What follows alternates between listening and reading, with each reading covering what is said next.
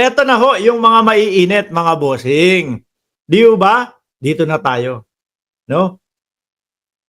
Dito mga kababayan, unahin natin yung suka. Parang pinag-deliver lang ng Yan, pati pala yung mga pinag-deliver na suka. Oh. Alam niyo mga kababayan, mga boss chief amo sir, nasaktan po yung mga yan eh. No? Nasa pool sila, nahagip po sila, mga boss chief amo sir. Napaaray sila. Sabi nga ni Attorney Claire, edi ouch. 'Di ba? Edi ouch. Kung nasa pool sila, pakinggan po natin tong balita na to mga bossing. Rumesbak ang Malacanang sa mga pumapalag na kandidato na ayon kay Pangulong Marcos ay parang pinag-deliver lang ng suka. Wait lang. Kayo ho, mga kababayan, dyan sa comment section. No? Nung nagsalita ang ating Pangulong Bongbong Marcos, sino ang unang mga pumasok sa isip ninyo? Ako, yung totoo ho, yun talaga, yung mga PDP laban. Ano po? Mga parang pinabili lang naman talaga ng suka, mga bossing. May abogado, huling-huli naman, na nung panahon ni Marcos, sinasabi, walang dapat na i-drug test, walang dapat na mga iganyan kasi ginawa na ng ating Pangulo yun. Di ba? Nung napunta sa mga Duterte, ayun, drug test na naman daw ho, mga kababayan. Di parang hindi consistent po. Yung Philip Salvador, mga bossing, ano po ba? Hindi po ako doktor, hindi po ako engineer. Isa po lang akong artista na magpapakamatay, no? Para sa mamang to, para sa taong to, sabay turo kay dating Pangulong Duterte. Ano po ang mapapala ng Pilipinas diyan? Di ba? Tatakbo para kay dating Pangulong Duterte. Sino po? Si Kuya Will, no? Na itinatanggi na nasa PDP siya, itinatanggi na hindi siya maka-Duterte. Tama ho ba? Para maiiwas yung sarili niya at makalusot sa senatorial race. Nako, alam naman po natin si Kuya Will. Di ho ba, mga kababayan? Huwag niyo akong maliin, no?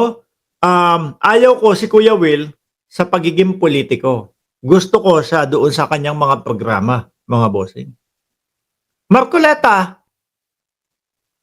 Napakadali po na matatandaan ng taong bayan sa kanya.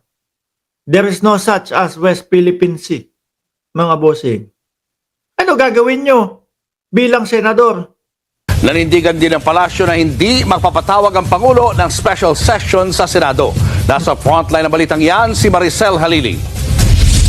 Sa gitna ng kaliwat ka ng panawagan para paspasan na ang impeachment ni Vice President Sara Duterte, muling iginiit ng palasyo na walang plano si Pangulong Bongbong Marcos na magpatawag ng special session. Maliban na lang kung mismong ang mga senador ang humiling nito sa Pangulo. Be an awkward position on the part of the President to voluntarily call for special session, considering that there is this ongoing intrigues that the President is behind the impeachment procedure. Yun kasi yung sinasabi ng mga yun Ano po, yung mga DDS. Naku, si Bongbong Marcos, ang isa dyan sa nag-uutos na nagpapa-impeach kay Inday Sara Duterte.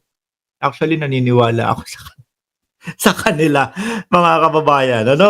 Ayan ako lang yata ang admin vlogger, mga bossing, na nagsasabi ng ganito. Pakiramdam, sino ba naman ang isang presidente, no?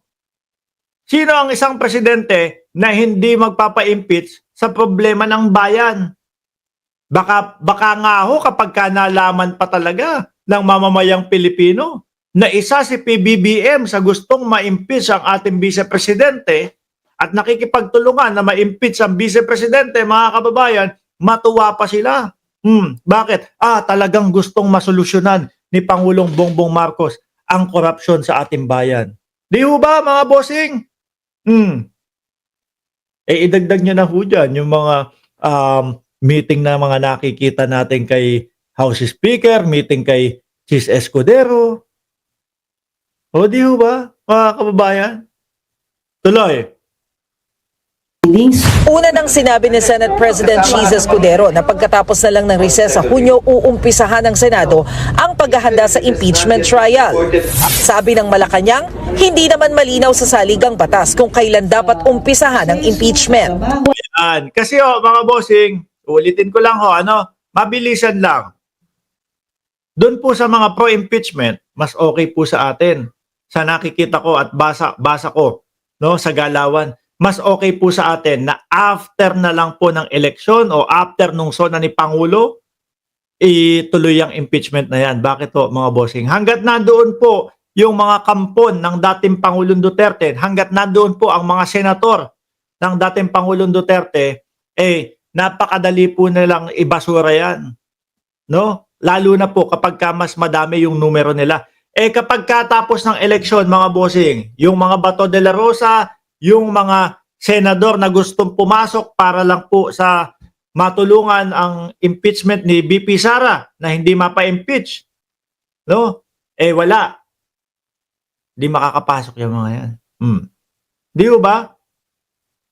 Mas papabor po doon sa mga boboto nang dahil po nakabase sila doon sa investigasyon at base po doon sa mga ebidensya, mga kababayan. Kaya, kalma lang kayo, okay sa atin yan na medyo maudlot ng konti. Kesa naman niya kapag ngayon, mga bossing, like example, inumpisan niya yan, sabihin na natin natapos ng 2 buwan. Diba? Natapos bago mag-eleksyon, sila Bato, yung mga senador na yon nakaboto. Ilan din ho sila, mga bossing. Na pagkatapos ho niyan, mga kababayan, wala na. After 1 year na ulit tayo makakapagsulong na impeachment. Kaya ito, mas okay talaga yung dahan-dahan at pinag-aaralang maigi. Wala po makikitang time element because they can proceed definitely if there is session. There's no question about it. Walang session. Junto pa ang balik ng session. Tapos, magpapalitan ng mga senador. Di ba? Siyempre, June 2, alam mo na kung sino yung mga nanalong senador. Sila Bato de la Rosa, nakaupo yan hanggang June 30. O June 31 kung may 31. Di ba? So, dapat talaga, kumbaga, makukulangi sa oras at magkakagulo-gulo pa Hindi kagaya nung pagkatapos ng SONA, nandun na lahat ng bagong senador mga kababayan, mga boss chief amo, sir. But to proceed during recess, gray area po yan sa Constitution. Dinipensahan din ng palasyo ang pahayag ni PBBM nang ihalin tulad nito sa nagde-deliver ng suka ang ibang kandidato sa pagkasenador. Huwag na kayong masaktan doon. Totoo naman na parang pinag-deliver lang kayo ng suka. Di ba? Pero may paliwanag po ang palasyo, mga kababayan. Umani ito ng batiko sa ibang tumatakbo, partikular sa mga pambato ng partido ni dating Pangulong Rodrigo Duterte. Pero giit ng Malacanang, mga baguhan sa politika ang tinutukoy ng Pangulo. Yung mga baguhan naman daw sa politika ang tinutukoy. Pero kaya lang mga umalma, mga nasaktan mga kababayan. Kung tinamaan sila, at tumatakbo sila, at alam nating wala silang alam, yun na lang, siguro, ouch. Talagang ouch na nga lang Kaya yan, nandiyan. Kaya binibira nila si Atty. Claire, mga boss. Kung ano-ano pong mga issue ang nilalabas nila, yung mga luma, kapapanood ko lang kay Atty. Claire kanina.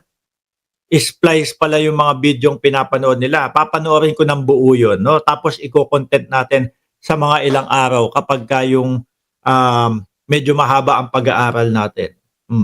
Ganyan ang galawan mga DDS Paninira, i-splicein, ikakat yung video para magmukhang masama yung tao. Di outs na lang kayo. Di ba? Tinamaan masakit. Ikaw ba naman masabihan? Parang pinabili lang na suka. Dapat, hindi nga sila tumakbo. Kasi hindi pwedeng gawing magpaka-apprentice sa pagiging senador. Nagbabalita mula sa Yung tipo bang wala kang alam? Yung tipo bang mag-uumpisa ka palang aralin kung ano yung trabaho mo? Tapos balat sibuyas ka, masabihan ka lang na para kang pinabili ng suka, umiiyak na kayo dyan. Sabi nga, no, ni Attorney Claire, eto, mga bossing. Bato-bato sa langit. Ang matamaan, huwag magagalit. O, bakit may nagalit? Ba't may natamaan? Kasi nga, sila po talaga, yung tatamaan na tatamaan yan, mga boss. No? Lalo na, sila Bato de la Rosa. Mga kababayan. Iiyak ka na, hindi na masaya.